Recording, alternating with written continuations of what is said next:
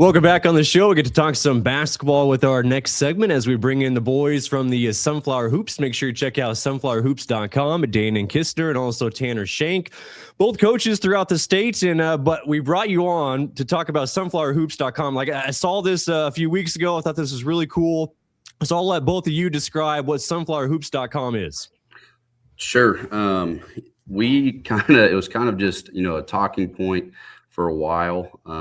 We'd heard a lot of coaches, ourselves included, fans, patrons talking about, we want there to be a spot for people to be able to go to see scores like, what K-Preps has for football.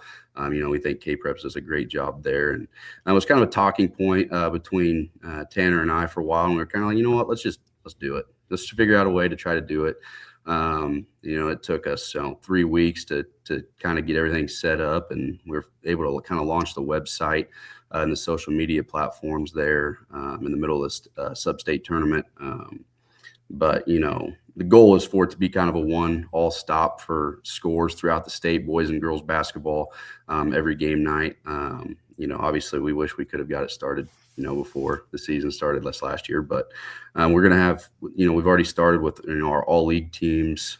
So every league throughout the state has its own league page where next year it'll track league standings. And it'll also right now it has like teams that have sent, or leagues that have sent us their all league teams. We've got those posted on there as well.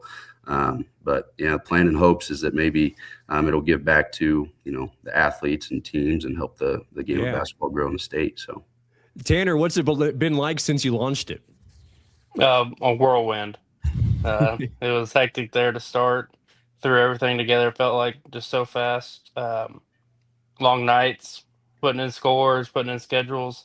But it turned out fantastic. Got a lot of great feedback from coaches. Some referees stopped me during sub-state.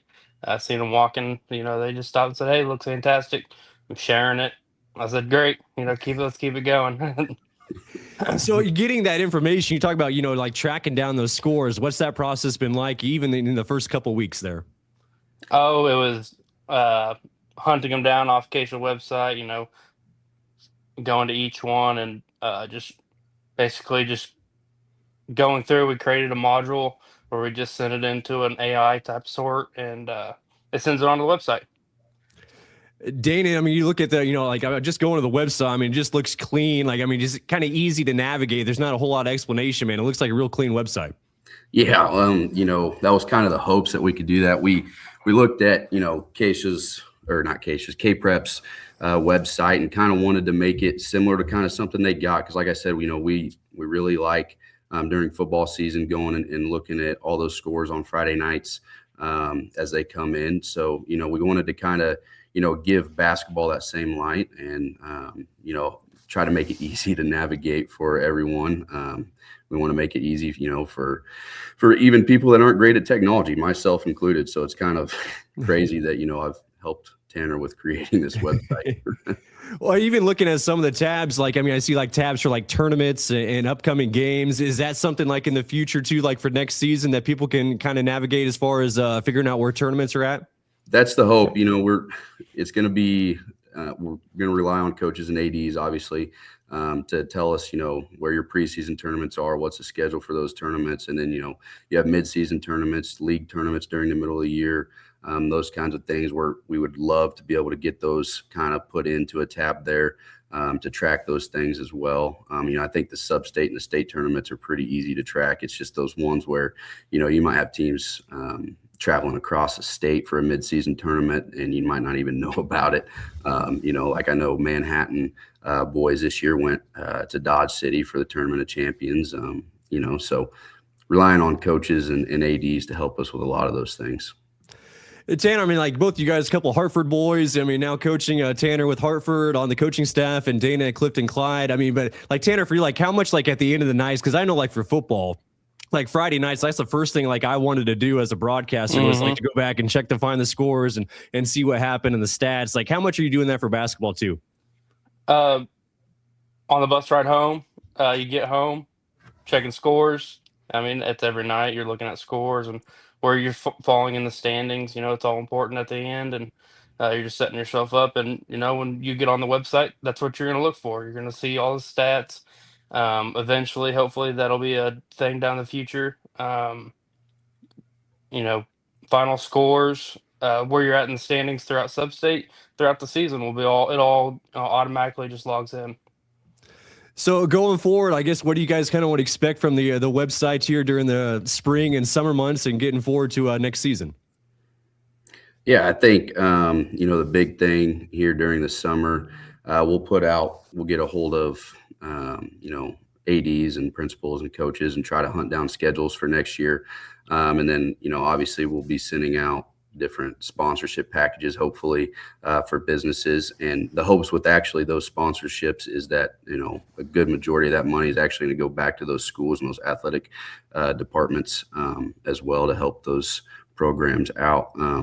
But yeah, just, getting in communication with those ADs and coaches this summer to try to locate schedules. And I know some of them might not even be complete, by the end of the summer. That happens as well. But getting the information that we can, so we can try to get it into the website before basketball season begins, would be, ideal. Well, before I let you go, you guys just both basketball junkies. So, like, what stood out to you about this season, whether it's in your classification, teams that you saw, or just in kind of a broad question, but even across the entire state? Anything that stood out to you guys? Yeah, I'll start I'll do the boys side, and let Danen do the girls side. But you know, tracking scores and everything for state basketball, you got to watch a lot of good basketball. 4A, 6 seed Baldwin Bulldogs won their first state championship in school history, Yeah. led by Cooper Carr, and 17 points a game, 6 rebounds a game. I mean, that's pretty impressive. Also in 2A, back-to-back state champs, Sterling. They're very impressive to watch. Um, led by Boston. Eckhart went 25-10 in the state title game. It was quite impressive to watch. What about you, Danen? Yeah, so on the girls' side, first, getting to the state tournament is a pretty big accomplishment in and of itself. But congratulations to all the state champions, boys and girls. But two teams that really stood out to me, 6A, Blue Valley Northwest, went into sub-state with a 9-13 record and made it all the way to the state title game, where they lost to Shawnee Mission South. They're coached there by Jeffrey Piggy. They didn't look like an 8 seed when you're sitting there watching them in a tournament. They played with confidence. They were coached well, very talented team. And then in the 1A Division II, the Lynn Bulldogs out of the Twin Valley League, very familiar with them this year. First state title in program history, coached by Trevor Kuhlman. Very talented group of juniors. So they're going to be a problem for a lot of teams next year in 1A Division II as well. They had lost to Hanover last year in the state championship, same school district. And then they lost to them in the volleyball state championship this year. So kind of able to climb that mountain. For the Twin Valley League this year, that all league selections that the coaches made, of the 20 total first team and second team selections, 15 of those girls are returning to their teams next year. Wow. It's going to be very competitive for those girls next year. And as a boys coach, getting to go watch all those teams every year is going to be exciting. And then, I'd like to talk about, real quick, the Sevy Wirtz, senior here at Clifton Clyde. She averaged 27.5 points a game, 6.9 rebounds, over 5 steals a game, and 3 assists a game. Committed to play at Tabor next year. One of the best girls basketball players I've seen in Kansas. I'd argue that she could play on any team in the state and contribute. So wanted to make sure I gave her flowers as well. Yeah, she was amazing this year. Hey, guys, appreciate the time, and keep up the good work, and excited to see where Sunflower Hoops goes. Thanks, Cole. Yeah, thanks. We appreciate it. As Tanner and Danen joining us here with Sunflower Hoops, check out the website, sunflowerhoops.com.